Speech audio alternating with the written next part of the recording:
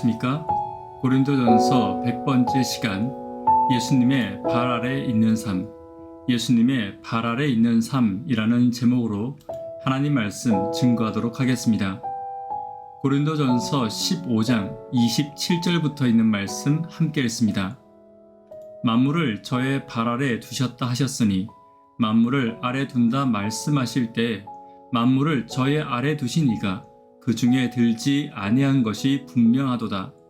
만물을 저에게 복종하게 하신 때에는 아들 자신도 그때의 만물을 자기에게 복종케 하신 이에게 복종케 되리니 이는 하나님이 만유의 주로서 만유 안에 계시려 하심이라. 예수님은 모든 믿는 자의 소망이십니다. 예수님을 소망으로 삼는 성도의 삶은 예수님을 인정하는 삶이며 예수님이 주신 천국을 인정하는 삶이 되어야 합니다. 오늘은 예수님을 소망으로 삼는 성도의 삶은 어떤 삶인지 함께 살펴보도록 하겠습니다. 첫 번째는 예수님의 발 아래 있는 삶입니다.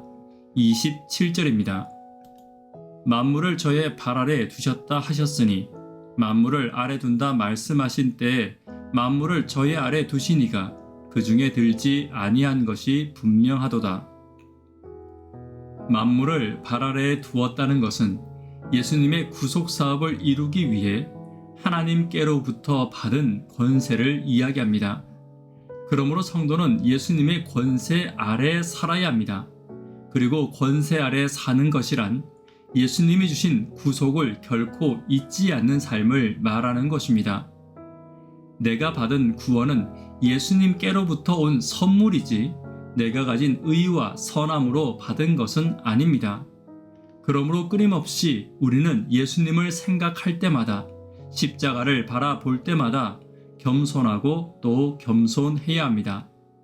27절 후반부에 예수님 그분은 권세 아래에 계신 분이 아니라 권세 위에 계신 분임을 이야기하고 있습니다.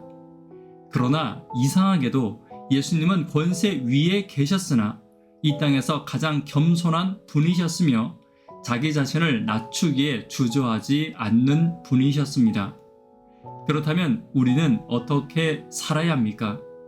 예수님보다 더 겸손하고 낮은 곳에 있기를 주저하지 않아야 합니다. 오늘 우리의 삶이, 우리의 방향과 선택이 예수님의 발 아래 항상 겸손하게 있기를 간절히 바랍니다. 오늘 저와 여러분의 삶이 예수님의 구원의 권세 아래 감사로 기쁨으로 있기를 간절히 바랍니다. 두 번째는 예수님의 복종하심을 따라가는 삶이 되어야 합니다. 28절입니다. 만물을 저에게 복종하게 하신 때에는 아들 자신도 그때에 만물을 자기에게 복종케 하신 이에게 복종케 되리니. 예수님이 복종하신다는 것은 만유의 주이신 그분의 신성이 하나님만 못하다는 말이 아닙니다. 다만 우리의 구원을 이루시기 위해 그분이 구속 사업에서 하시는 일의 속성을 말하는 것입니다. 예수님 그분은 하나님과 동등되시고 영원한 왕이시며 삼위일체 중 한 분이심이 분명합니다. 그러나 구속을 위해 하나님께 복종하는 위치를 스스로 택하시고 그 자리에 계신 것입니다. 마찬가지로 성도들도 예수님의 복종을 따라가야 합니다. 신앙은 모든 것을 알고 가는 것이 아닙니다. 오히려 신앙은 모든 것을 믿고 가는 것입니다. 우리는 미래를 알 수 없고 하나님의 계획을 알 수도 없습니다. 때때로 내가 이해하지 못하고 내가 다 알지 못하지만 하나님의 뜻대로 순종하며 나아가는 것이 곧 신앙입니다. 내 마음에 들지 않고 내 생각과는 다르지만 하나님의 뜻이라면 순종해 나가는 것이 곧 우리가 가진 신앙인 것입니다. 그리고 순종한 그곳에서 하나님의 계획과 예비하심을 경험하고 감사하는 것이 우리가 가진 신앙임을 결코 잊지 않아야 합니다. 물론 예수님의 복종과 우리의 복종은 분명히 다릅니다.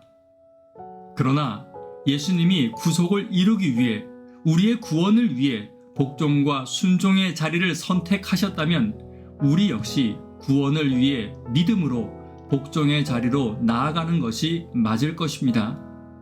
오늘 예수님의 복종과 순종의 자리로 함께 나아가는 저와 여러분 되기를 간절히 바랍니다. 세 번째는 천국은 이미 우리에게 있음을 기억해야 합니다. 28절입니다.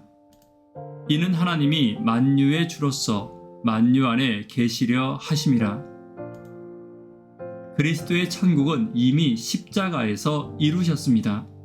이미 그분은 그분을 믿는 백성들을 구원하셨고 사단으로부터 승리하셨으며 당신의 백성들의 구원을 다 이루신 것입니다.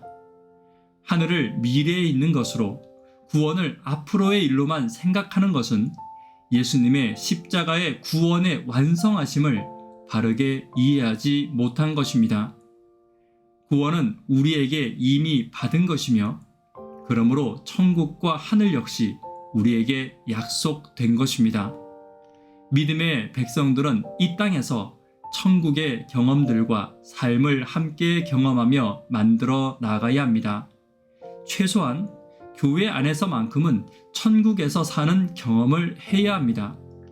예수님의 말씀을 통해 행복해지는 경험을 해야 하며 하늘에 함께 있을 성도들을 통해 천국의 삶의 기쁨과 사랑과 이해와 관심을 경험해야 하는 것입니다.